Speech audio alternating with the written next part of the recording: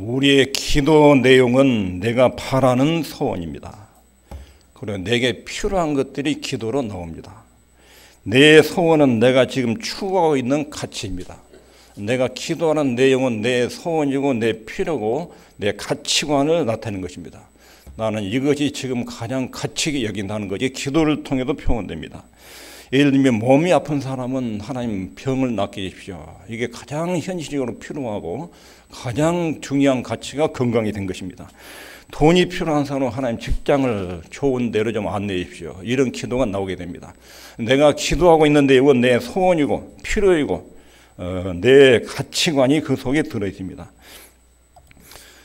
우리를 위해서 예수님이 기도하셨는데 예수님의 기도 내용을 보면 주님께서 우리에게 가장 바라시는 것이 무엇인지 그것이 들어있고 또 우리에게 가장 필요한 것이 무엇인지 하나님 보시기에 우리가 가장 필요한 것 이것을 주님이 기도하고 계십니다. 예수님께서 저와 여러분들을 위해서 2000년 전에 기도를 하셨습니다. 그 기도 내용은 너희들에게 이런 것들이 필요하다. 우리는 잘 몰라도 우리 주님 쪽에서 볼 때 우리에게 가장 필요한 것을 하나님께 구하고 계셨던 것입니다. 6절부터 19절까지는 예수님께서 여러분과 저를 위해서 기도하신 내용입니다. 우리 예수님의 기도가 응답돼서 지금 여러분과 제가 여기 지금 앉아 있습니다. 탈선하지 않고 사단의 유혹으로도 보존되고 있고 예수 믿고 지금 우리가 하나님께 예배를 드리고 있는 것입니다. 이런 기도를 주님이 드리셨습니다. 우리 주님의 기도 내용은 1절부터 5절까지는 자신을 위한 기도 제목이었습니다. 6절부터 19절까지는 제자들 위한 기도를 드리셨습니다. 그리고 제자들 통해서 믿게 될 사람들, 그러니까 여러분과 저까지 거기에 다 포함되어 있습니다. 예수님께 여러분과 저를 위해서 무슨 기도를 드리셨는가? 예수님께서 나를 위해서 이렇게 기도를 하셨구나. 이걸 기억하시고 예수님이 나를 위해서 이렇게 기도하셨기 때문에 이런 내용들이 내 인생길에 이루어지고 예수님의 기도 응답으로 내 인생길에 이런 축복들이 따라겠구나. 이걸 기억해야 됩니다. 그리고 내가 별로 기도를 하지 않고 신앙도 별로 없는데도 불구하고 이런 축복이 따라온 것은 우리 주님이 2000년 전에 기도하신 그 기도가 지금 나한테 응답되고 있구나. 이걸 기억하셔야 됩니다. 2000년 전에 우리 주님께서 여러분과 저를 위해서 기도하신 거. 그 주님이 어떤 제목을 가지고 기도를 하셨는지 그리고 기도의 이유 왜 그런 내용으로 기도를 하셨는지 그리고 주님께서 기도하실 때 나타난 주님의 인격적인 품성 이것이 무엇인지 기도 속에 나타난 아주 진한 사랑 제자들 향한 그리고 자기 아들 딸을 향한 주님이 굉장히 부모 같은 심정으로 진한 사랑의 기도 내용 속에 들어있어요. 6절부터 19절은 네 가지 내용이 들어있어요.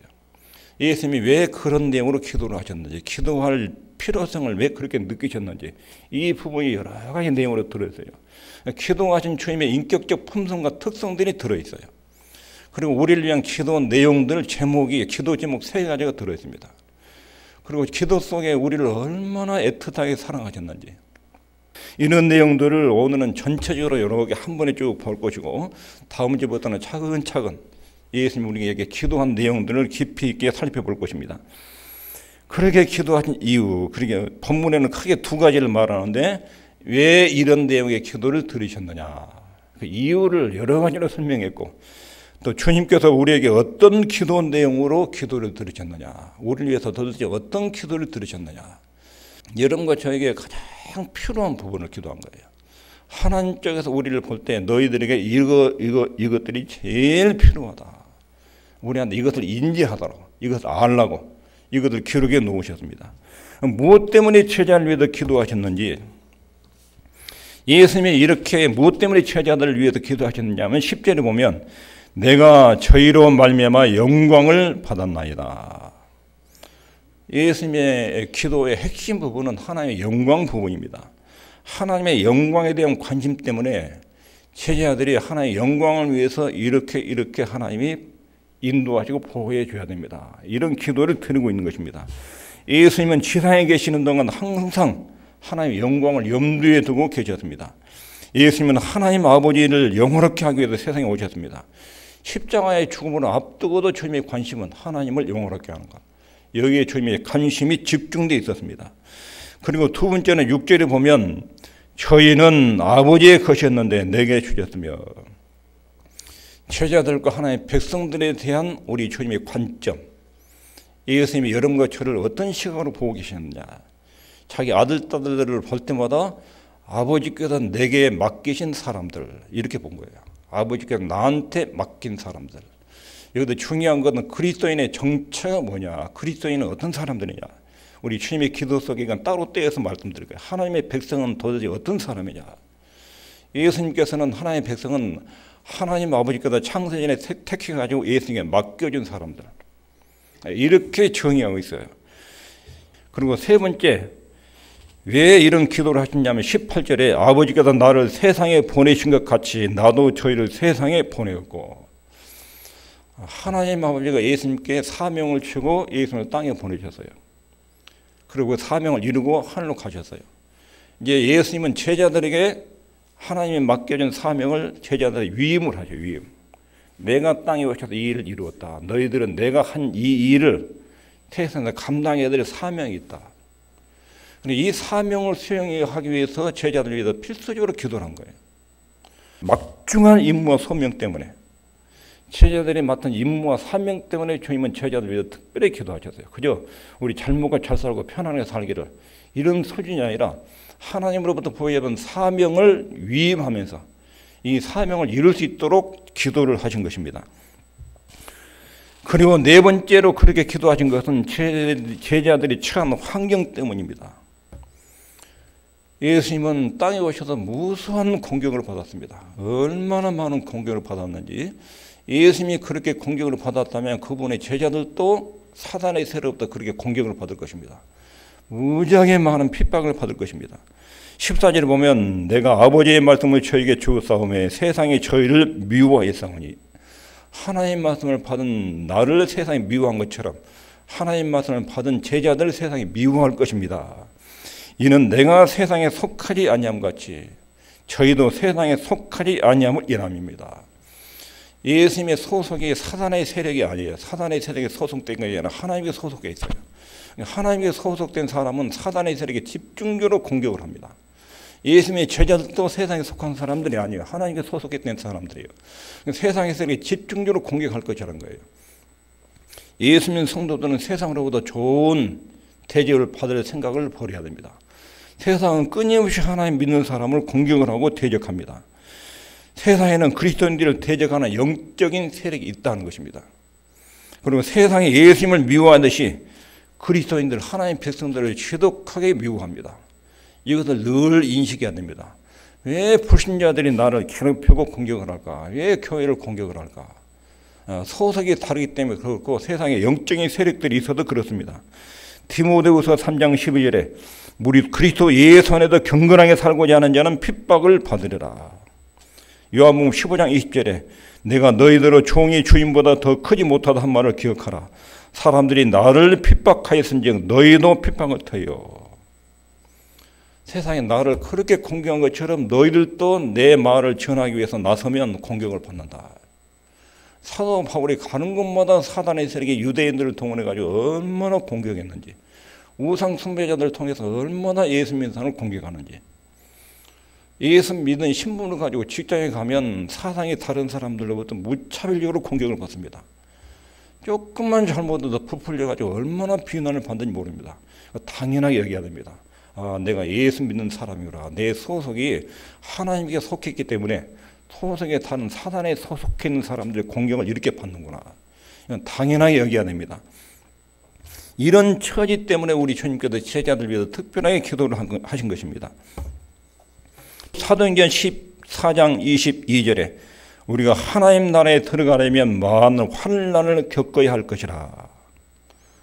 핍박 가운데 예수님의 품성을 닮아가는 일이 있기 때문에 너희들이 어려움을 겪더라도 핍박을 받더라도 예수 믿는 것 때문에 환난을 당하더라도 잘 견뎌내라. 그 견뎌내면서 하나님의 품성이 이루어진다 이거예요. 그러니까 마을에서도 여러분들이 빈정거릴 때 아, 내가 예수 믿는 것이 틀림없구나. 하나님의 자녀가 틀림없구나 이렇게 여기시고 빈정거리고 공격하는 것에 대해서 막 성질로 맞받아치지 말고요. 하나님이 다 보고 계시고 사단의 세력에 대해서 하나님 평가가 있을 것이다. 저 사람들이 나를 빈정거리고 공격한다 해서 내 소중이 낮아지거나 내게 불행이 닥치거나 그런 일은 없다. 그 사람들에 대해서 긍정적으로 사랑으로 그 공격을 이겨내는 저와 여러분이 되시기를 바랍니다. 핍박 가운데서 그리스도의 품성이 형성되고 성장하기 때문에 너희들이 많은 환난을 잘 극복해야 된다. 이렇게 권면하고 있습니다. 중대한 원리 한 가지는 하나님의 백성은 핍박을 준비해라. 그리고 이런 핍박을 대비하라는 것입니다. 그리고 주님께서 제자들 위해서 기도하신 다섯 번째 이유는 13절에 예수님의 기쁨이 그들 안에 충만해지도록 저는 그 앞에 있는 즐거움을 위하여 십자가를 참으다 부끄러움을 개의치 아니하시더니 하나님 보좌 우편에 앉으셨느냐. 히브리서 12장 2절에 보면 예수님은 무수한 핍박과 공격과 십자가의 선언이 있었는데 이걸 극복할 수 있는 힘과 에너지가 뭐였어요? 이것을 다 제압하시는 기쁨이 속에 있어요. 기쁨이. 우리 속에 기쁨과 평안이 있으면 누군가의 조롱과 고난, 핍박을 극복하는 만한 영적인 힘이 속에 생긴 겁니다. 힘이. 기쁨이 있을 때 말을 하면 말이 참 축복의 말이 나옵니다. 기분이 상했을 때 말을 하면 저주의 말들이 막 쏟아지게 됩니다. 기쁨. 13절에 저희로 내 기쁨을 저희 안에 충만히 가지게 하려 합니다. 예수님은 무수한 공격 속에서도 하나님 아버지와 교제 속에 누리는 엄청난 기쁨이 있습니다. 기쁨.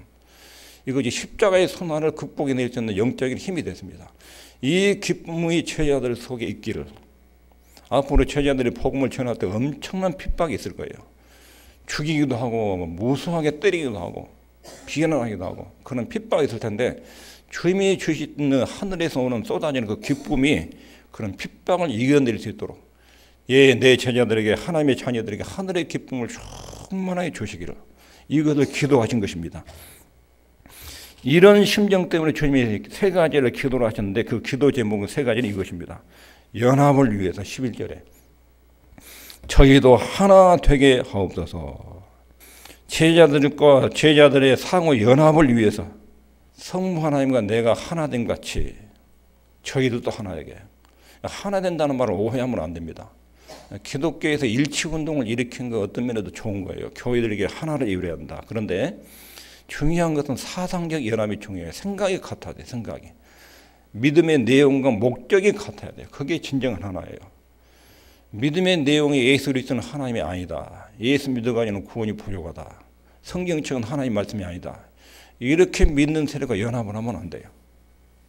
신앙 내용이 같아요. 신구약 성경은 정확무원 하나님 맞습니다.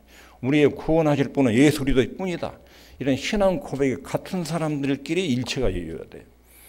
근데 기독교와 우리 개신교와 천주교는 일치가 될 수 없어요. 천주교 믿음의 내용은 이미 성경을 떠났어요. 삼일체 하나님을 안 믿습니다. 천주교는. 예수님을 통해서만 구원받는다는 걸 안 믿습니다. 다른 데도 구원이 있다고 믿어요. 이런 것과 연합을 하면 안 돼요.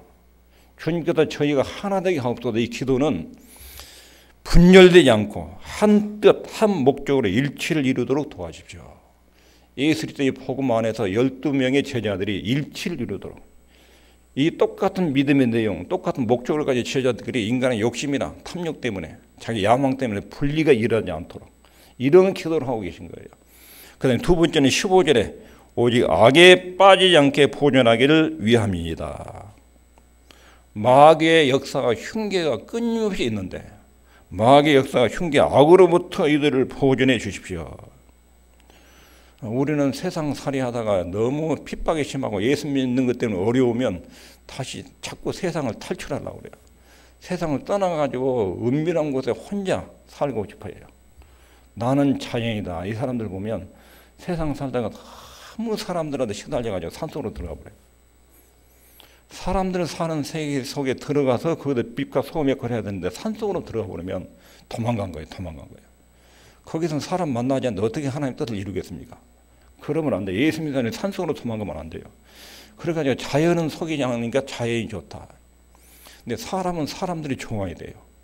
사람들 틈바구니 속에서 버티고 견뎌내고 그리고 그곳에서 맡겨진 책임을 수행하기를 원하셔요.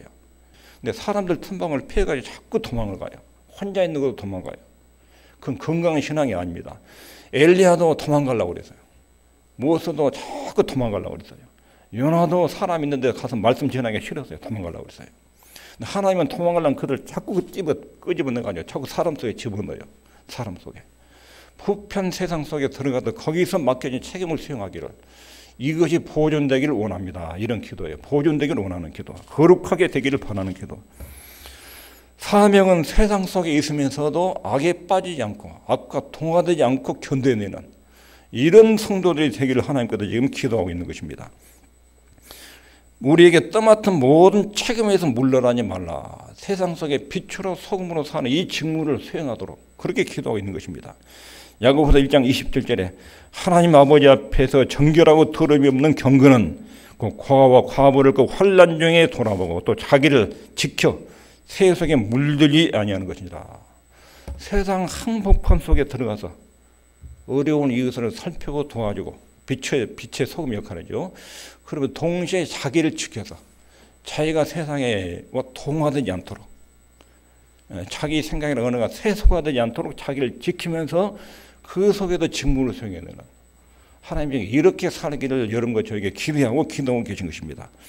그리스도인의 사명은 세상 속에서, 세상 일 속에서 빛을 비추면서 사람들이 하나님을 알리는 그런 삶을 요구하십니다.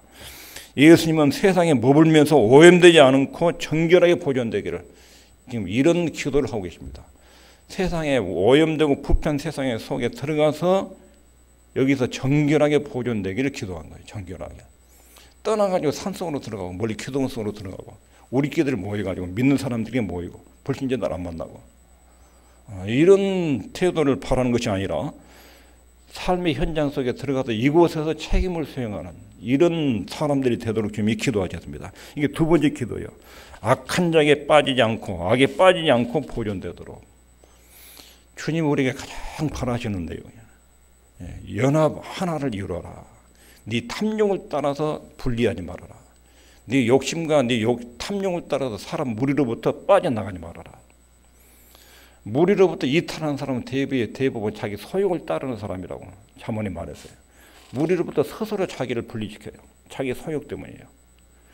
하나님의 뜻을 가지고 무리 속에 들어가서 같이 일치를, 예수 믿는 사람과 일치를 해야 돼. 어울려야 돼요. 하나가 돼야 돼요. 나하고 생각이 다른 사람과 같이 일치를 위해야 돼요. 그 사람들과 같이 섬기고 생각이 다른 것을 인정하고 독특한 은사를 가지고 그 속에 일치를 이루면서 조화를 이루고 가야 돼요. 이런 사람이 되기를 지금 첫 번째로 기도한 것이고 세상 속에 들어가서 그들 속에서 직무를 수행하는 그러면서도 물들지 않는 이런 사람이 되기를 두 번째로 주님이 기도하고 계셔요. 세 번째로는 거룩하게 되기를 저희를 위하여 내가 나를 거룩하게 하오니 여기서는 거룩하게 주님께서 나를 거룩하게 이 말은 하리하죠. 바치다 봉헌하다.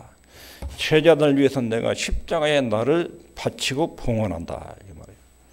예수님이 십자가에 자기 몸을 희생해서 저희를 거룩하게 만든다. 제자들 거룩하게 만든다. 그러니까 앞에 나를 거룩하게 하오니 이 말은 나를 봉헌해서 십자가의 제물로 봉헌해서 저희도 진리로 거룩함을 얻게 하려 합니다. 십자가의 죽음을 통해서 그 복음으로 제자들을 거룩하게 만든다는 기도예요. 이렇게 주님은 세 가지를 위해서 주님 제자들을 위해서 기도하셨습니다. 이 기도 제목을 우리가 늘 머릿속에 염두해야 돼요. 우리 주님께서 내게 필요한 것, 가장 필요한 것을 세 가지로 딱 지목하셨구나. 이것을 늘 기억하고 우리도 이것을 위해서 기도하고 주님께서 기도하셨으니까 응답이 돼서 우리가 지금까지 보존되고 있는 것입니다. 그리고 예수님의 기도 모습 속에서 그분의 독특한 인격적 특성들이 나타납니다.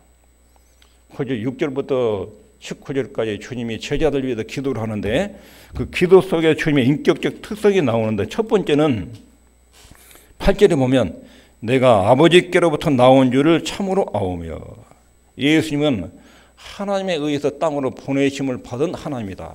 이걸 분명하게 지금 언급하고 계십니다. 그리고 두 번째는 10절에 내가 저희로 말미암아 영광을 받았나이다. 예수님은 앞으로 제자들의 사역을 통해서 존재를 통해서 영광을 받으실 것입니다. 11절에 하나님과 하나 되신 분 우리와 같이 저희도 하나가 되게 하옵소서. 여기서 우리와 같이 뭐는 성부 하나님과 성령 하나님 예수님 우리와 같이 저희들도 하나가 되게 예수님이 하나님이라는 것을 지금 기도 중에 또 말씀하고 계십니다. 10장 30절에 보면 나와 아버지는 하나입니다. 예수님이 하나님이라고 삼위일체 하나님이라고 말씀하고 계십니다. 요한복음 10장 4절에 아버지께서 하라고 주신 일을 내가 이루어 아버지를 이 세상에서 영원롭게 하였사오니 이 특별한 사명을 띠고 하나님에 의해서 세상에 파송되신 분 주님이 자기 정체성을 또렷하게 기도님에서도 이야기하고 계십니다. 그리고 예수님의 품성 중에 6절을 보면 세상 중에서 내게 주신 사람들에게 내가 아버지의 이름을 나타냈습니다. 여기 예수님이 누구를 나타냈다고요? 내가 기적과 능력을 행해서 나 때문에 이 사람들이 예수를 믿어 하나님을 알았습니다. 이렇게 표현을 하잖아요. 예수님의 복음서에 보면 예수님의 모든 사역 활동에서는 철저하게 예수님이 자신을 가려요. 자기의 어떤 영광도 드러내지 않아요. 그리고 언제나 아버지의 이름을 나타내요. 아버지의 영광을 나타내요. 스스로 먼지처럼 낮추고 겸손하게 낮아졌습니다. 그리고 예수님은 사람들의 관심을 자기에게 쏠리게 하지 않고 언제나 사람들의 관심이 자기에 오면 아버지께로 돌려 아버지께로. 사도들도 복음 전하다가 능력과 기적이 나타나면 사람들이 사도들에게 온 관심이 쏠리지요. 베드로에게 모든 사람들의 시선이 오니까 그 시선을 예수님께로 딱 옮겨놔요. 오늘 이 안진병이가 낮은 것은 내가 내 힘과 능력으로 고친 것처럼 왜 나를 쳐다보느냐. 너희를 위해서 십자가에 죽은 그 예수 그리스도의 이름이 오늘 이 사람을 낫겠다. 바울도 선교 현장에서 안진병이가 나왔어요. 그러니까 바울을 신으로 막 섬기려고 그러니까 막 말리면서 내가 믿는 하나님이 낫겠으니까 너희들은 그 하나님을 믿어야지. 나를 신으로 여기느냐. 인간은 끊임없이 죄의 속성은 자기 영광을 자꾸 가져요. 자기 영광을. 무슨 일을 해놓고 꼭 내 공로로 돌리려고 내가 이렇게 해가지고 내가 기도를 했더니 이렇게 돼가지고 기도 응답된 것도 하나님께 영광 돌리고 내가 40일 기도했더니 내가 기도해가지고 응답했고 내가 안수해가지고 고쳐줬고 하나님께 혼날 사람입니다. 예수님은 철저하게 하나님의 영광을 나타냈습니다. 예수님의 최고의 관심은 이 하나님 아버지의 이름을 높이는 것입니다. 내가 아버지의 이름을 나타냈습니다. 그리고 8절에 보면 나는 아버지께서 내게 주신 말씀들을 저에게 주었사오며 예수님의 설교와 가르침도 내가 전한 것, 내 생각, 내 뜻을 전한 게 아니라 아버지께서 내게 하라고 주신 말씀 이것도 전했습니다. 우리가 복음을 전하거나 하나님 말씀을 가르칠 때 늘 이걸 염두해야 돼요. 어떻게 멋진 말을 만들려고 세상에서 이런저런 책도 보는 것도 필요하는데 꼭 자기가 어떤 사상을 만들어 가지고 자꾸 자기 어떤 내용을 말하려고 그래요. 내용을. 자기 생각을. 멋진 말을 추려 가지고 그 말을 자꾸 전하려고 해요. 그래 자기한테 사람들의 인기와 시선을 끌으려고 그래요. 이렇게. 말씀 전하는 자의 태도가 이러면 꼭 하나에 낮추십니다.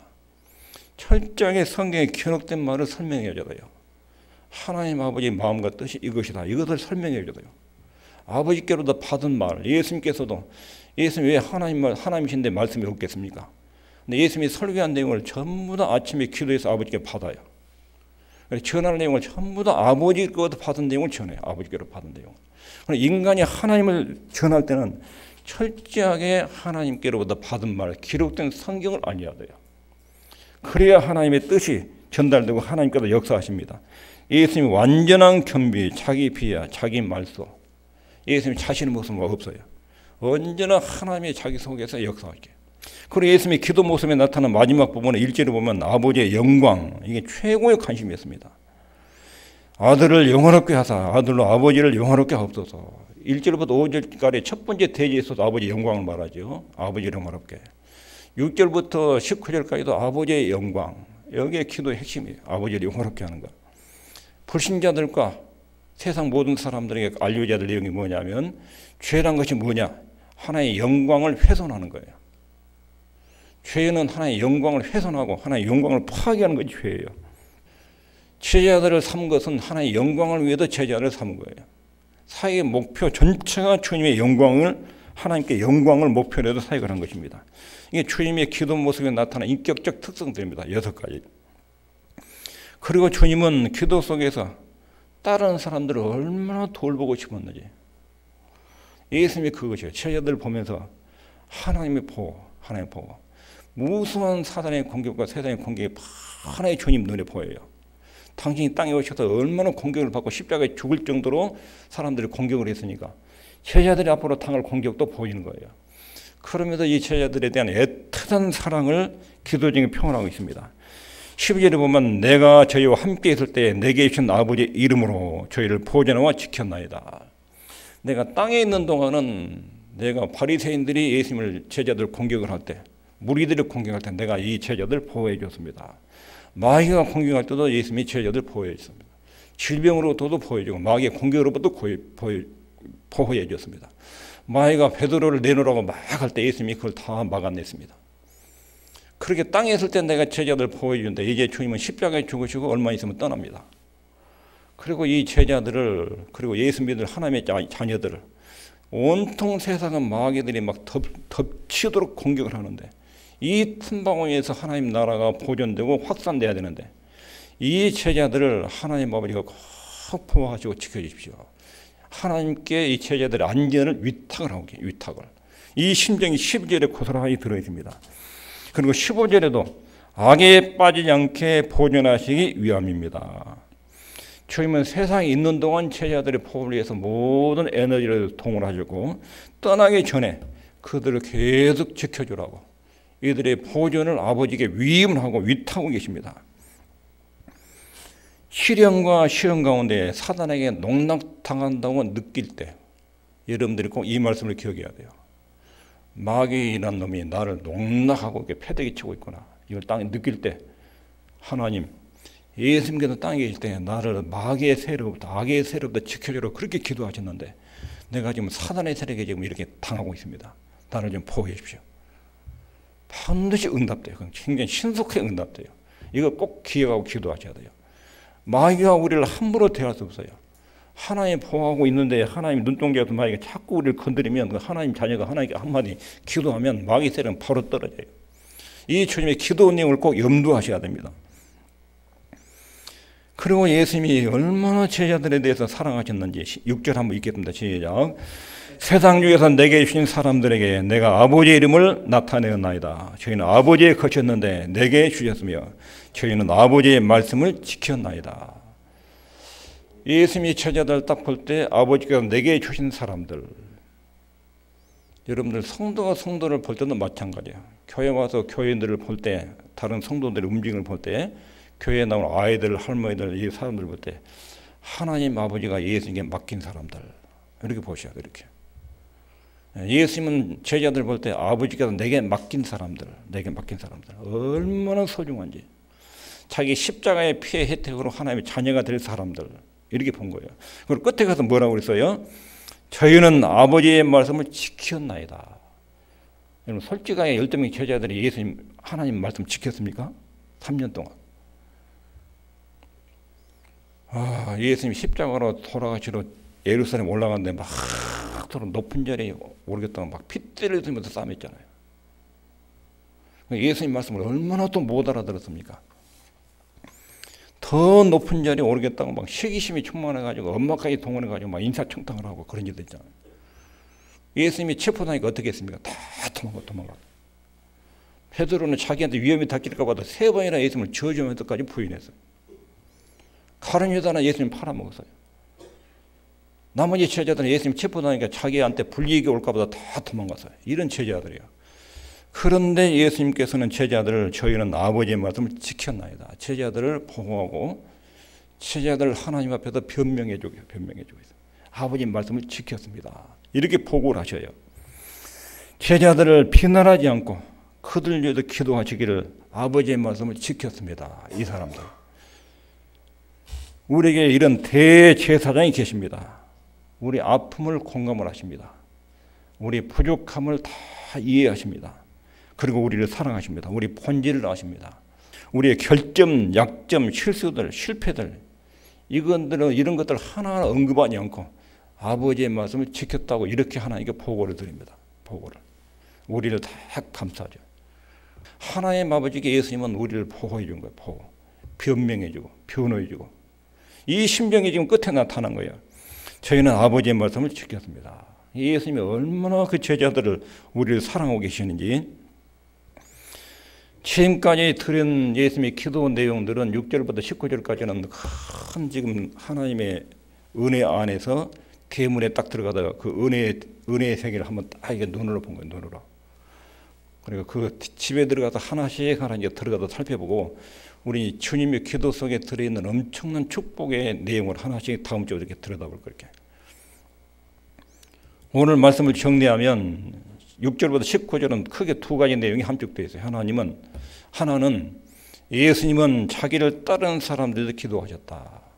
기도하신 이유에 대해 설명하셨고 그 기도하신 이유를 설명하기를 하나님의 영광 때문에 하나님의 영광을 위해서 이 제자를 위해서 기도하셨고 제자들이 연약하기 때문에 하나님의 보호와 인도가 없으면 하나님의 영광을 위해서 움직일 수 없어요.